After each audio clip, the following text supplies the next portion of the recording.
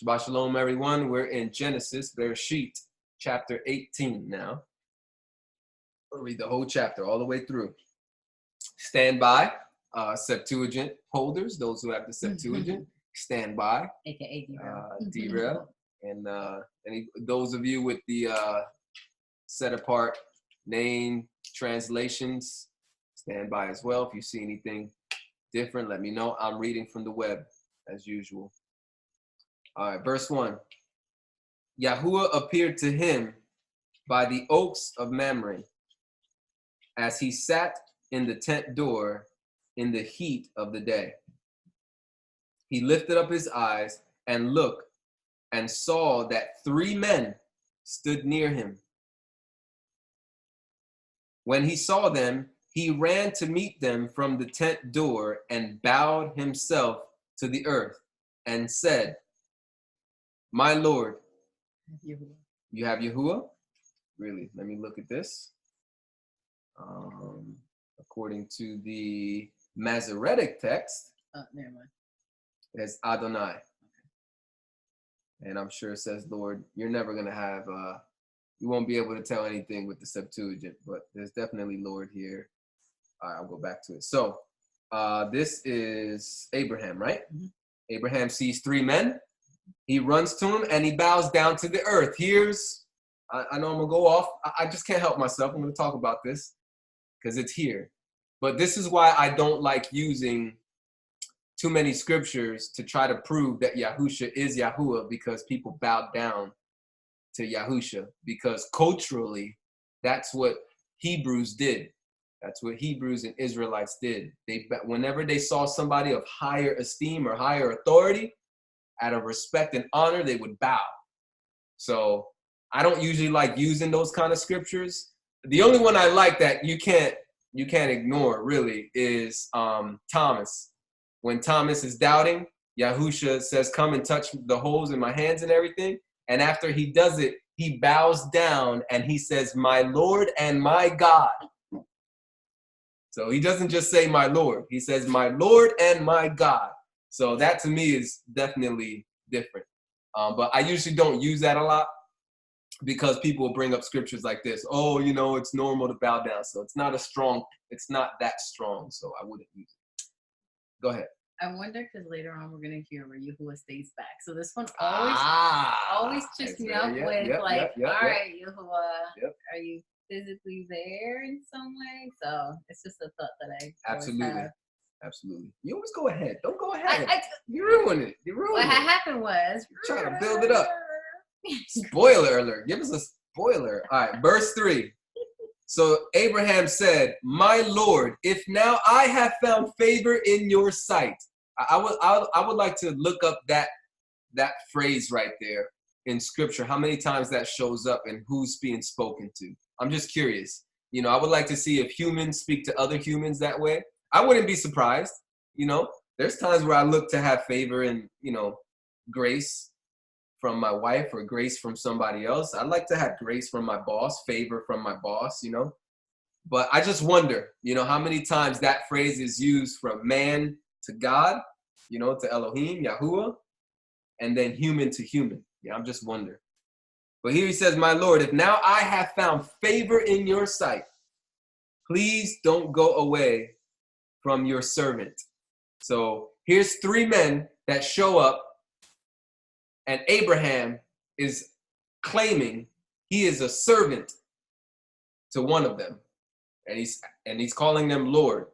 One of the 3, he's calling them Lord, and he's saying, "Don't go away from your servant." Verse 4, "Now let a little water be fetched. Wash your feet and rest yourselves under the tree." I wonder if he washes their feet. I got Go ahead.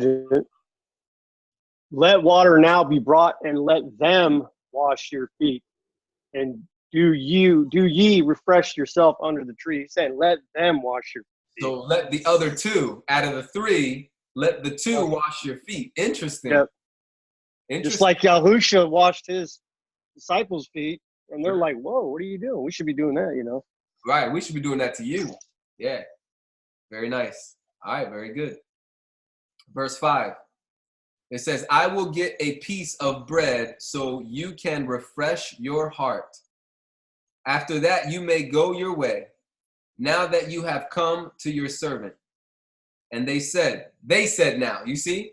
Now they're speaking. No, you got something different in the Septuagint? Let me just finish the verse, and then you can give me your verse 5. It says, they said, very well, do as you have said. What do you have? Well, it might be the same. He says, and he said, so do as thou hast said. He versus Yeah, they. you got he versus they. There's a difference there. Very interesting. Verse 6. Abraham hurried into the tent to Sarah and said, quickly, prepare 3 leaders, or no, not 3 leaders. Measures. 3 measures. Yeah, mine has a different word that I don't use in my vocabulary. But it's 1 measure is equivalent to 7 liters or 1.9 gallons. Okay. So prepare 3 measures of fine meal, knead in, and make cakes. Verse 7, Abraham ran to the herd and fetched a tender and good calf and gave it to the servant. He hurried to dress it. What's another verse for dress it?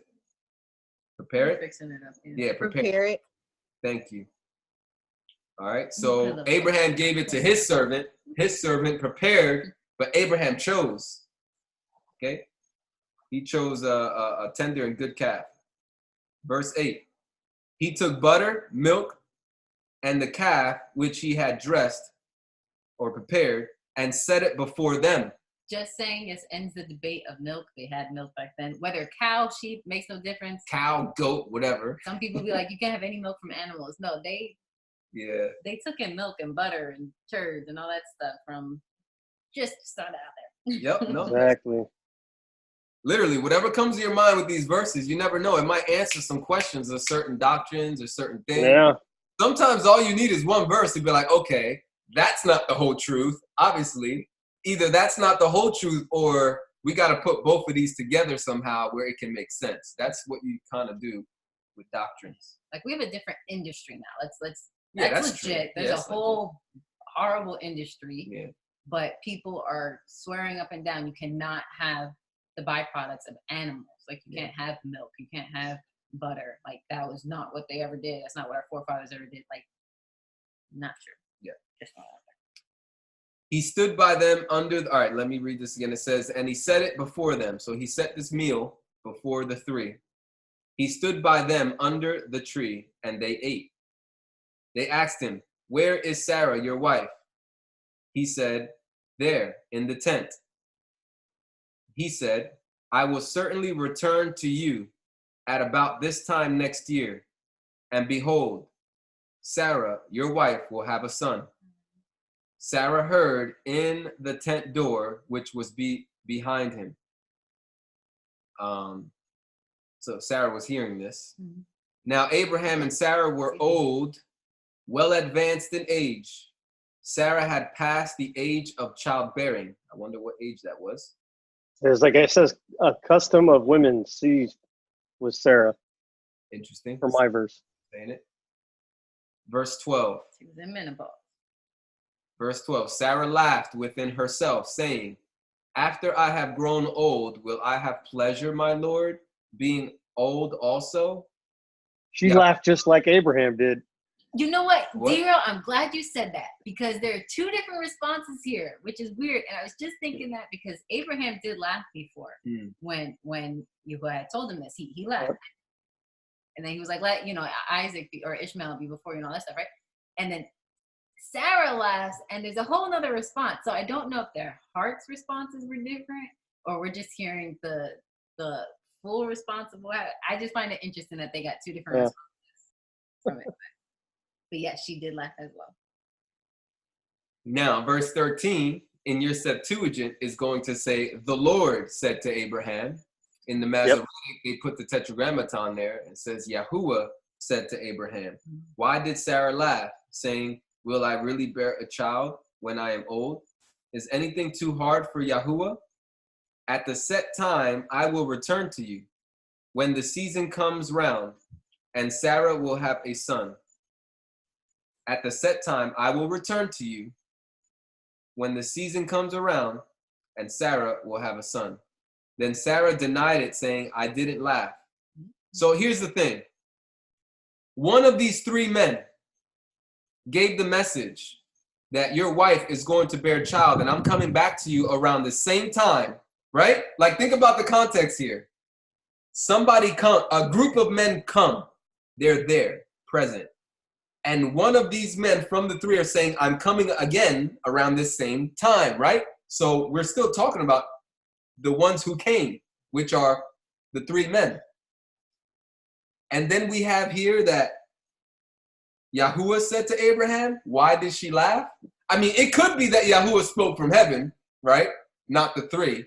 That's possible, right? We could play around with this, right? Some people will say that wasn't one of the three men that spoke. It was Yahuah from heaven. Or maybe he spoke through the servants. Okay. But it says here, where was I going with this? Verse 14, is anything too hard for Yahuah? At the set, so all right, you know there's not punctuation in Greek and Hebrew, right? There's no apostrophes, there's no commas and periods and stuff. So in verse 13, we have Yahuah said to Abraham. Then we have quotations, right? Because it's starting to say what he said, right? Why did Sarah laugh, saying, will I really bear a child when I am old? And then in my translation, it actually doesn't stop. Only that question of what Sarah said. So there's another quotation. It has one, what is it called? One quotation mark instead of the two, right? So it has one, so it's ending the quote of what Sarah said. And then verse 14 is continuing. Yahuah is continue to speak, right? Am I right? Am I getting it? Look, I'm not the greatest with English, okay, and grammar and stuff. But I think I see something here. Verse 14, is anything too hard for Yahuah? At the set time, I will return to you. That to me right there has to be one of the three men that said, that came. Because the whole chapter is about these three men that showed up. So you can play around with verse, where is it at? You can play around with verse 13, right? Yahuah said to Abraham, why did Sarah laugh, saying, will I bear a child when I am old? You can play around and say, oh yeah, that was Yahuah speaking from heaven or something. That wasn't one of the three men. You can play around with that.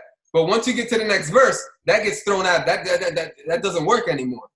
Because the same Yahuah who's speaking, the same God who's speaking, says, is anything too hard for Yahuah? At the set time, I will return to you when the season comes around and Sarah will have a son. So God is on the earth in the form of a man. Figure that one out. Is that too difficult for Yahuah to do? Is he not in heaven anymore now because he's on the earth? Is his throne empty? Is he absent, MIA, and missing in action? No. He's omnipresent. He can be everywhere, all at the same time. I love that. I couldn't help myself, y'all. That looked too obvious to me to not point it out. Verse 15. Then Sarah denied it, saying, I didn't laugh, for she was afraid. You see? She had some fear because, all right, I don't think these are just three regular men out there. Because she's hearing this conversation, right? I didn't laugh. How did he know that How did he know that I laughed? Because didn't she laugh within herself? Yeah, she laughed within herself. She didn't laugh out loud. So whoever this person is not just a human. This ain't no normal human being. Hello. Ezzy, your hand was up. I'm gonna let you go before I keep going because I don't know if I'm. Yeah, you're just saying everything I wanted to say. So yeah, you can keep going. The Ruach's moving, but yeah, that was all I was gonna say. Is that she laughed within herself. So clearly, it's Yahuah, Yahusha, whichever name you want to put there, but he was able to read her thoughts. Yeah. And it reminds me of when Yahusha was, it reminds me when Yahusha was in, I don't know if it was when he was at the actual temple, but in different situations when he was around the Pharisees, he would say out loud their thoughts, you hypocrite, or why do you doubt in your heart? So clearly there's a relation there. But I was also going to say in chapter 17, when Abraham had laughed, just the different responses there, it looks like he may have laughed out loud and then said something in his heart, versus Sarah laughed within herself and then denied it openly and asked her question openly. So in chapter 17, it says in verse 17, and Abraham fell on his face and laughed and said in his heart, is a child born to a man who is 100 years old? And Sarah has the same response, but it does mention that she laughed within herself, and then saying, after I have grown old, shall I have pleasure? And then Yahuah is asking, why did Sarah laugh? So I just think it's interesting that he was able to read her thoughts, just like Yahusha was able to call out the Pharisees, was the only thing I was pointing to. Hallelujah. I can't help myself. I'm going to title this teaching, Genesis chapter 18, Yahuah visits Abraham like a man. As a man. I can't help it. I'm going to do it. That's going to be the title for this chapter. It's official. Verse 15, then Sarah denied it, saying, I didn't laugh, for she was afraid. And he said, no, but you did laugh. Verse 16. It's funny, like they're having this conversation like behind on the other side of the tent.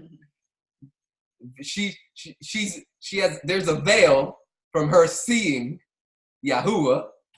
Abraham gets to see Yahuah, but she's not seeing him. She's having this conversation with him. That's very interesting. That's funny. Verse 16, the men rose up from there and looked toward Sodom. Okay, the men. All right, that's not an accident. So they look like men. They look like humans. Abraham went with them to see them on their way. You didn't say Gomorrah? Same difference. Let's say because Gomorrah. It says Sodom and Gomorrah for the Septuagint. Yeah, this one just shows Sodom. Yeah, Masoretic text just has Sodom. Abraham went with them to see them on their way. Yahuah said, will I hide from Abraham what I do? Since Abraham will surely become a great and mighty nation, and all the nations of the earth. Hold on. Let me finish. Verse 18, since Abraham will surely become a great and mighty nation, and all the nations of the earth will be blessed in him. What do you got? What verse? Verse 17, Septuagint. And the Lord said, shall I hide from Abram, my servant, what things I intend to do? Should I hide from Abraham? Oh, Abraham's the servant. My servant, yeah. Abraham is Yahuah's servant. Gotcha, so they add my servant. Did you? I think I know where you were thinking. Were you thinking Yahusha? He's not going to hide from him, Yahusha? Yeah. Yeah. You could take it that way grammatically. I could see somebody playing around with that. But it started off earlier. Remember in verse, let me go up. Verse 3. Right? Abraham said, my Lord, if now I have found favor in your sight, please don't go away from your servant. He's speaking of himself. So Abraham is the servant. I could definitely see how Unitarians would try to say, oh, no, the one of the men was probably Yahusha, pre-incarnate, not Yahuah, and they're two different people. I could definitely see a Unitarian trying to play that. A Unitarian is somebody that doesn't believe Yahuah and Yahusha are the same person. Just FYI for anybody listening. All right, so anyways, that was 17 on the Septuagint. I read 18. Now verse 19. It says, for I have known him to the end that he may command his children and his household after him, that they may keep the way of Yahuah. Oh my goodness. Mm-hmm. Ezzy, go ahead. Come on, you got a thought. Who's speaking? Who is Yahuah? Is Yahuah speaking in the third person? Ooh, good catch. So what does that mean? What does that say? Just a question. He can do it, right? He can do that. For I have known him to the end that he may command his children and his household after him, that they may keep the way of Yahuah, to do righteousness and justice, to the end that Yahuah may bring on Abraham that which he has spoken of him. Yahuah said, Okay, wait, can you pause? Yep, go ahead. I'm sorry. So, I'm just gonna call it for what it is. It sounds like Yahusha. It has to be Yahusha or someone or a being or a man that is very, very close to the quarters and the throne and the thoughts of Yahuah. Because if I'm hearing this and reading this right, in 19 it says, "For I have known him." Yours says to the end. Mine just says, "I have known him," and known is past tense. Yes. So that he commands his children and his household after him to guard the ways of Yahuah. And he doesn't have any children yet. So he's speaking past tense and future tense, obviously, right? Wait, hold on. Yeah, Ishmael. He had Ishmael. Okay, well, he does have Ishmael, but this says his children. Right. And his household, and it says, and his household after him to guard the ways of Yahuah. Sara is still being awakened to Yahuah and experiencing and encountering him. Yeah. I don't really see in scripture anywhere where Ishmael has had that encounter, but Hagar has. So to me, it sounds like he's speaking prophetically and presently. But it says, guard the ways of Yahuah to do righteousness and right ruling, so that Yahuah brings to Abraham what he has spoken to him.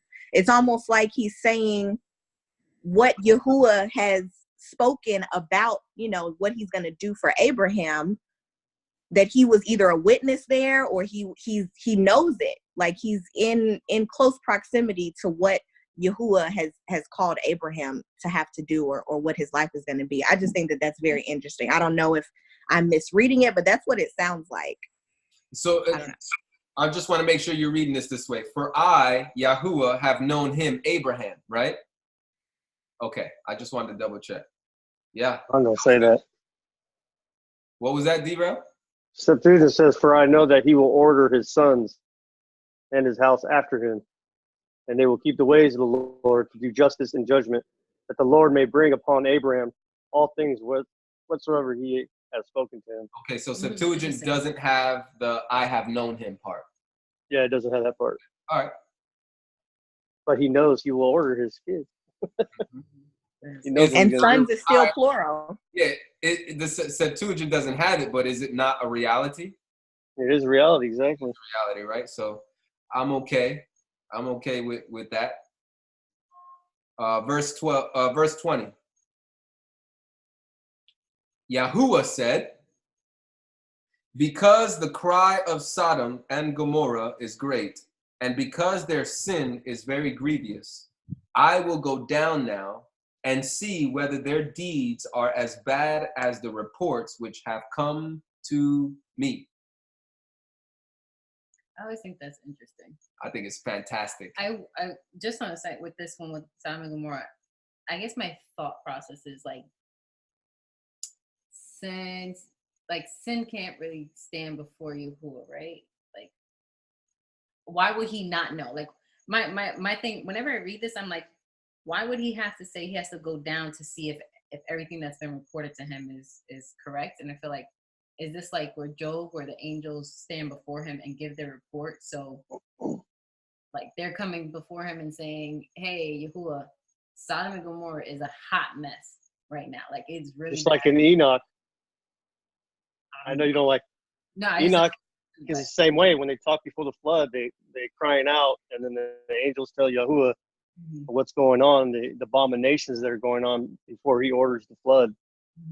But Yahuah is intimate like that. I mean, I'm going back to what she's saying about the visiting, right? Like, why does in the garden, didn't Yahuah walk in the garden and chase after Adam and Eve and like, "Hey, where are you?"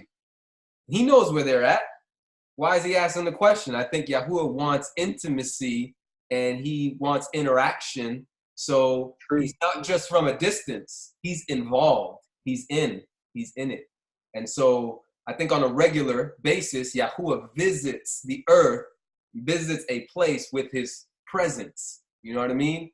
Versus he's distant and can see and can hear all things, but I think he decides to manifest himself and be present there, you know, for whatever reason, intimacy and interaction. But I'm going to visit this place, you know. What should be the response when Yahuah visits? We should all, our behavior and attitude should be straightened up. Yep. As soon as he walks in the door, as soon as we feel his presence, everybody just bow down. Kids that were hyper, and then the daddy walks in the door, oh! You know? But what happens? We obviously know. Don't nobody sense the presence of Yahuah. Ain't nobody sensitive to that. They're still doing their sin. And now it's worse because they're doing it right in his presence. You know? Which is going to lead to what's going to come. Do you think he still does that? I think he definitely still does that. Just the thought of that. I never thought about that. Well, Yahusha is the answer right there. He did it. Yep. But I do believe, you know, he visits with his spirit. I don't think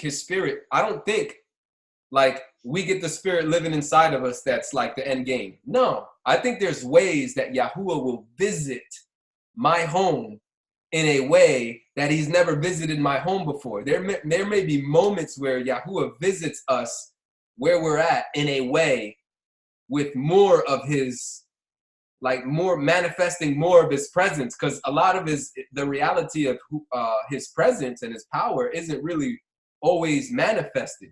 It's there, but he's not flaunting his authority or his muscles or his power. You know what I'm saying? Like, and when he really starts to show himself, that's where you'll start seeing miracles, signs, wonders. Things start happening because Yahuah is visiting us with more of himself, and he's revealing more of himself. And I think sometimes in Christianity, not in all Christian churches, but I know in a lot of my Christianity, it's almost like, well, I was in different camps of Christianity. So there was groups that I hung out with that understood this concept. And this is why they would cry out, they would fast and pray, because they want more of God's presence. They want more of his power. They want more of his love, right? They want more. And then you have this other camp of Christianity that's like, oh, we already have the Spirit. We don't need to ask for any more. We have it all already, you know? But they're missing out. They totally have no clue what they're talking about. You know what I mean? So I think we're seeing some of that here. Like Yahuah is visiting. He visited in the garden. And some extreme stuff happened in the garden. There were some consequences, some punishments that came in the garden. I can't think of any, trying to think of some more. Was there any type of visitation when with Noah at all? I don't really remember a visitation. Yeah, like him coming down. But anyway, this is one of those moments. This is definitely one of those moments. He visited Abraham, right, when he had the animals, and he split them up, and then Yahuah walked through it. That's special. It's not just Yahuah from a distance. Like he actually came down, and it says he passed through. You know what I'm saying? Like that is an actual visitation, like that's some real stuff, man. And we should pray for that. You know, Ezzy, go ahead. Can you hear me? Yes. Okay. I wonder, you know, with him saying that he wants to go down now to see whether they have done all together, according to the outcry against that has come to me. I mean, I would think that it must be like prayers or something like that he's talking about. But with him going to dwell with them, wouldn't that be the ultimate way to test the heart of man, is being in their presence? I mean, of course, he sees all things and he hears all things, but he turns a blind eye to the wicked, right? He doesn't have that intimacy with the wicked. So wouldn't he have to come and dwell with them, just like Yahusha had to come dwell to really see the fruit of the Pharisees and to really test, you know, man to the ultimate level? I mean, even Judas was in the presence of Yahusha and he still betrayed him. So everyone doesn't have the same reaction as Peter, where he's, dropping everything and just serving him. So I would think that him coming down to dwell with the wicked, he can truly see or test the heart of man. Maybe there's someone there that's worthy, or, something that he wouldn't know unless he's dwelling with them. I don't know. It's just a thought that I have. No, Ezzy, on that. Like I said, there's definitely a difference versus a sinner. You just expect them to just out of nowhere just start believing in God, right? Like, yeah. What? Some people he'll smite generationally. He'll say, nope, the whole generation, is wicked. Like he just knows. But then, But then others. there'll be that one where he actually, Yahuah visits them. They have an encounter with him. And it changes that person's life, and he changes the generations. That's definitely, so yeah, it could be that. All right, so again, verse 21. I will go down now and see whether their deeds are as bad as the reports. Okay, Yahuah has his angels, his messengers. They're constantly reporting back to Yahuah what's going on. All right, but again, I don't think it's as if Yahuah doesn't know. I think Yahuah, this is how Yahuah sets up his kingdom. He sets up his heavenly kingdom this way. He has angels, he has cherubim, he has seraphim, he has chief angels, he has commanders, he has different positions, not as if he can't do everything all by himself. You don't think Yahuah could do it all by himself? He don't need angels. He don't need no messengers. He can do everything all by himself. He didn't even need to create anything. But this is the structure he set up, and he allows that structure to play its. Every now and then, I think he breaks through that structure. He defies the protocol because he can do that. He's the boss. Can you read your? Go ahead. Can you read 21 again? Yep. 21 says, "I will go down now and see whether their deeds are as bad as the reports which have come to me. If not," so it has "if not, I will know." It's pretty much the same. Yeah. I had outcry instead of reports, so it's almost like what Ezzy. Yeah, mine says humans crying out. Yeah, this outcry that's from all the wickedness versus report. Because in my mind, I had these two there could be visions. righteous people crying out, praying. Father, you see that's all what I was thinking. that's going on, God? Do you see this wickedness, El Shaddai? Yeah, it could be a lot, yeah. Because the Septuagint says if they completely correspond with the cry which comes to me. Yeah, that's good. I'll take that. It's almost like, because I'm trying to think, I'm thinking about Job, right?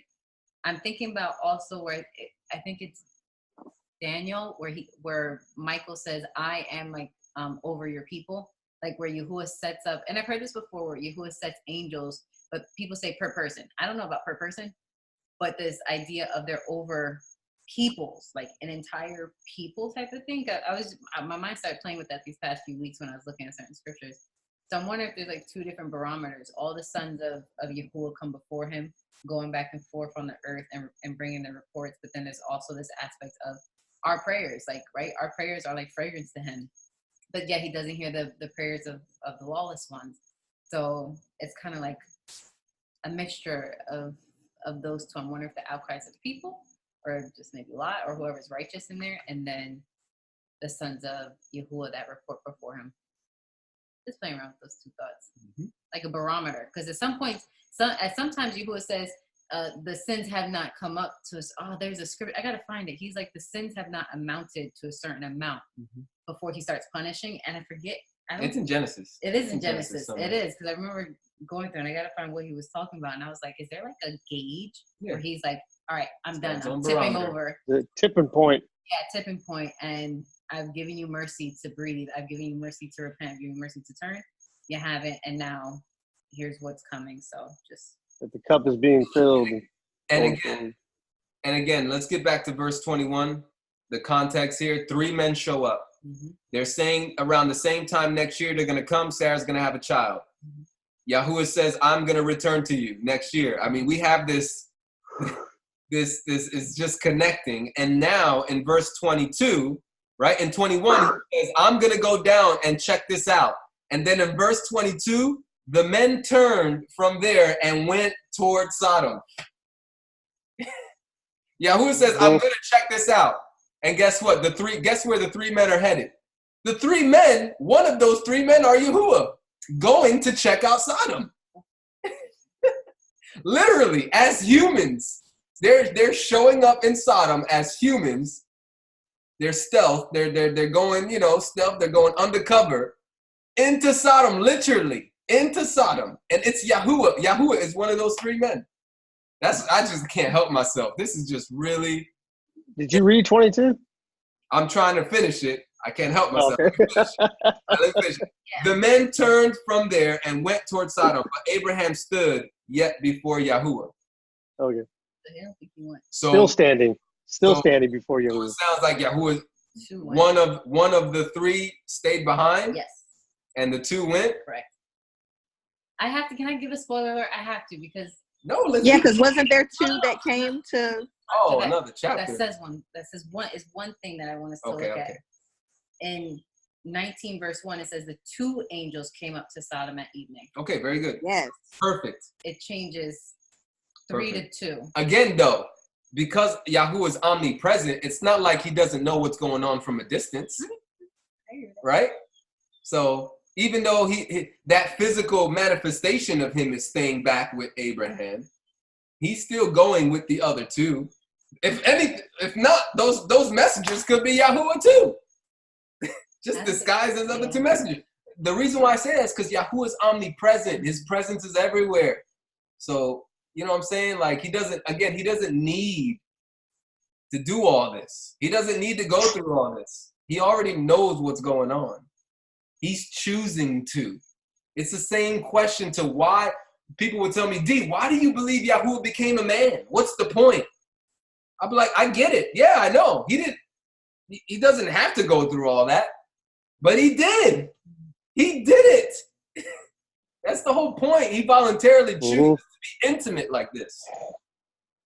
Rather than being distant and just staying in heaven all the time and not really being that involved. And I will say this because when I think of angels, I think of heavenly beings, right? Ones that we can't in our natural mind see. But we do see in scripture where we see them. Like they have to take on our form, at least the figure of our form, to be able to interact, unless they open up our eyes. Like I think it was Elijah or Elisha, I forget which one. It was like there's more for us than against us. And then the eyes beyond eye, I don't know. I'm not talking about third eye. So don't even go there. Don't even go there. But really be able to see in the spirit, like in the real realm of all that was there, all the chariots of fire. So it's kind of like, why can't Yahuah change his form to be able to be something? Yahuah could do whatever he wants. So if we're going by the Masoretic text, clearly one of the 3 men was Yahuah. Period. It's just, and the Septuagint too. And the Septuagint, but the Septuagint just says Lord, so it's always confusing because it's like which Lord is being spoken of. You know what I mean? It doesn't really. Septuagint's not really helpful. So I got you. The Masoretic starts to make a distinction. It starts to put Yahuah's name there. You know what I'm saying? Which is awesome. So, Ezzy. Yeah, I think I may have found the scripture that I think Mila was referencing in Genesis about the sin not fully reaching its full measure in verse 15 of Genesis, chapter 15, verse 16 of Genesis. It says, then in the 4th generation, they shall return here, for the wickedness of the Amorites is not yet complete, or hasn't reached its full measure in some translations. I don't know if that's the same one, but there's another one that is, okay. Yeah, that's the one. So there was one I wanted to point out in Joel 3:13. It says, put in the sickle, for the harvest has grown ripe. Come, go down, for the winepress is filled. The vats overflow, for their evil is great. So maybe there is this idea of a barometer. It also says in verse 14, crowds and crowds in the valley of decision, for the day of Yahuah is near in the valley of decision. So.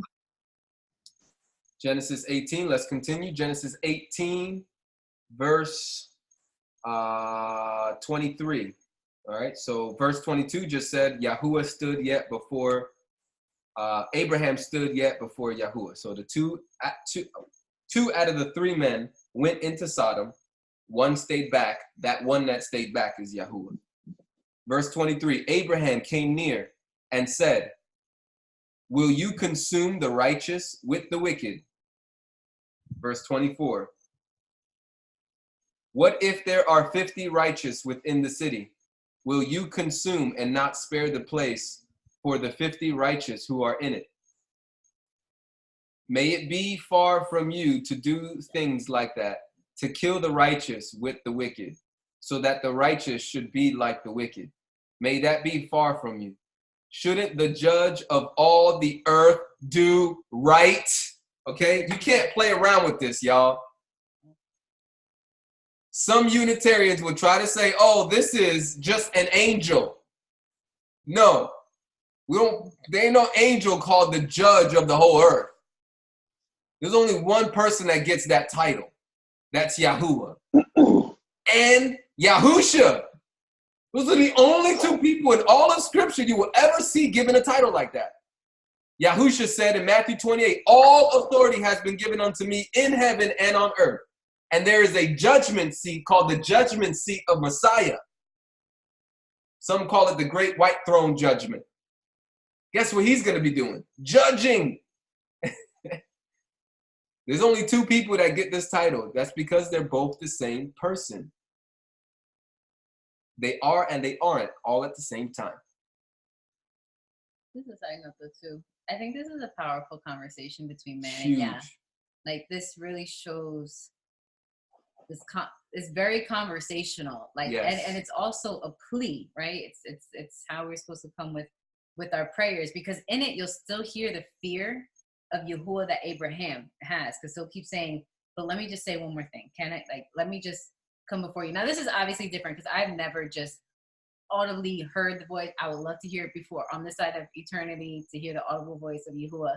But so this is on a whole nother level. But this is so beautiful that he's able to have this conversation and he's able to plead with Abba, and he's able to remind him, although he needs no reminding, of his righteousness and what he wants to do. It's like, I just think it's so beautiful. And to me, it reminds me when we're supposed to pray the word and we remind Yahuah of his word. Like, I think he loves to hear, this is my own personal opinion, I think he loves to hear when we replay his heart back to him. But Yahuah, don't do this because this is what your word says. Or Yahuah, I know you can do this because this is what your word says, and I trust it. And I think that just speaks to our Father, because I really believe that we're speaking his language. And I'm not talking about like Hebrew versus English. I'm talking about just his heart's language, his desires, Yeah, and that you're actually paying attention to him too. It shows him that you pay attention to him. Yeah. Absolutely. It's a beautiful conversation to me. Verse 26, Yahuah said, if I find in Sodom 50 righteous within the city, then I will spare the whole place for their sake. Verse 27, Abraham answered, see now, I have taken it on myself to speak to the Lord, Adonai, although I am dust and ashes. Okay? Humble. And this is not just an angel. This is not just some regular created being. No, Abraham knows he's talking to the creator of the universe. He's talking to the judge of the whole earth. And he knows he's not worthy because he's dust and ashes. Okay? I don't know if you have something different. Some people don't like ashes, whatever. Same. Yeah. Everywhere you look, it's dust and ashes. So there you go. For those of you who don't think, whatever. All right, verse 28. I'm not even going to get into this. Whatever. Verse 28. What if there will lack 5 of the 50 righteous? Will you destroy all the city for lack of 5? He said, I will not destroy it if I find 45 there. He spoke to him yet again and said, what if there are 40 found there? He said, I will not do it for the 40's sake. He said, oh, don't let the Lord be angry, and I will speak. What if there are 30 found there? He said, I will not do it if I find 30 there. Can we just point out how powerful this is, though? Like, all right. To the response, though, of Yahuah saying, for the sake of 50 righteous people, I will not destroy this city. Like, I can see Yahuah just standing, looking at Sodom, just standing there. Abraham's there talking, and he's just standing. For the 40, I won't do it. I like how Abraham's talking, like, 30, I won't you know, like, hey, kind of like, can I just say another thing? You know what I mean? I keep reducing, but this is powerful. Like, but it also shows me the heart of Yahuah and how much he cares for his righteous ones, right? Like how he's still trying to protect them in the middle of being in wickedness at the same time, right? So it's just so interesting. Just this dynamic going on. But Ezzy has something. Ezzy, go ahead. I was trying to wait, but I can't. So with every request that Abraham makes, there's a response, and Yahuah changes, you know, what he's going to do.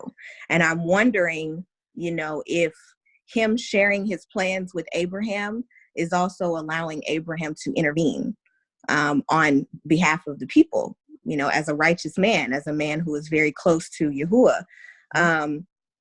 Because there have been many times that Moshe had to go back to Yahuah, like, please, you know, forgive these people, turn your back to their sin, just think of me or put me in place of them. And then you have the flood with Noah where, you know, he finds Noah righteous, but because of Noah's actions, you know, he makes a covenant with him saying that he won't destroy the earth again. So it's almost like him sharing his plans and him going down to see could just be, you know, what is the request of my righteous servant? Because he does what we need, and he knows what we need before we even ask it. So every time Abraham says, what about 30? What about 40? He's like, yes, I will do it for this. It's almost like whatever Abraham, you know, says, he's going to agree with that. And I think we'll see later who he actually saves. But that's just something that stood out to me. Every amount that Abraham says is worthy to be saved, Yahuah is willing to compromise and save those. So that was it. Amen. Jeff Hezekiah. Oh, that's so beautiful. He's in direct covenant with all those people that you mentioned that were able to sway him. You know, he had direct dealings and made covenants directly through them and with them. And when we talk about the marriage, because I love the marriage, he is literally listening to his wife's opinion. And she is like, no, come on, it's okay. Talking in his ear, talking him off the edge, you know, just like a wife can do. Mm-hmm. And I think that's so beautiful. I mean, that's he's in charge of everything. And the only person he would let talk to him that way is his wife. Hallelujah. Hallelujah. Beautiful. Man, that's beautiful. Woo! Good one, Jeff. Come on now. Good answer. Yeah. Absolutely. That is beautiful. All right, verse 31. He said, see now, I have taken it on myself to speak to the Lord. In other words, I'm probably overstepping my boundaries here. I'm taking it upon myself to go a little farther. All right? I understand that. I might be overstepping my boundaries. What if there are 20 found there? He said, I will not destroy it for the 20's sake. He said, oh, don't let the Lord be angry. Please don't be upset with me. Please, please. And I will speak just once more. What if 10 are found there? He said, I will not destroy it for the 10's sake. Yahuah went his way as soon as he had finished communing with Abraham. And Abraham returned to his place. I think this has to be the most intimate encounter I think we've seen in all of Genesis so far. Oh yeah. Other than like the garden, I think that garden was in bad terms, right? Obviously, Yahuah was visiting Adam and Eve because they sinned, and right. This is like I can't recall an encounter like this. And this has been here the whole time. I feel like this is the first time I'm reading it, but it's been here the whole time. Me too. To tell you the truth, honestly, I'm floored right now. Yeah, because we have read this, and now it's really like we're reading it now. Yeah. We're feeling it. I still, like I'm telling you guys, I don't know how you can not see Yahuah and Yahusha being one. How is it impossible for Yahuah to become a human? How impossible is that? It's not. He created us. He can do whatever he wants. See a lot of love in this too. Absolutely. A lot of intimacy, a lot of love, a lot of involvement. I also love Abraham's heart in this because he is so fearful of Yahuah, but he just keeps going in because he's like, well, what about this video? Okay, I'm gonna do it one more time, guys. Like, don't be mad at me. Last time. That's just beautiful. That's how we should be. And I love your heart, Mila, when we go into prayer and you're like, wait a minute, what am I praying for specifically? Because we're going to the throne. That's how we all should be. We should be that fearful, reverent, whatever word you want to use. But he is the ultimate authority of everything, every encounter, every experience, the breath of our own life. So that's just really amazing. And I'm going to keep that like in the back of my head. I remember a prayer we were praying for family members of ours that were going through a divorce, and she would pray, Father, don't for the righteous sake, don't let the children suffer, like Father, I pray that you would just look at this situation and see this righteous wife, and that you won't let this divorce be negative for the children, that you would protect them. And she goes in as if like, you know what I'm saying, like Yahuah doesn't know this, but she understands. She needs to pray this.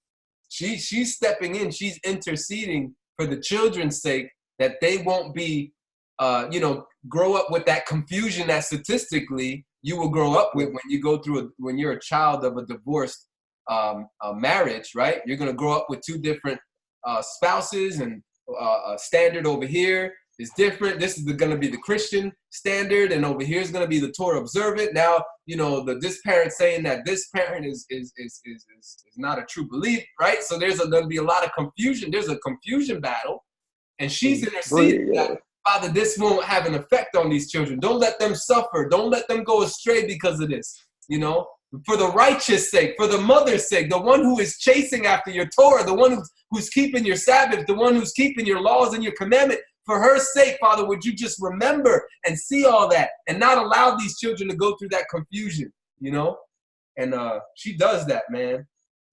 And it's beautiful. It's beautiful. Let's not be afraid to pray like that. So, awesome. Let's here. Genesis chapter 18. Yahuah visits Abraham in human form. Shalom. Now what?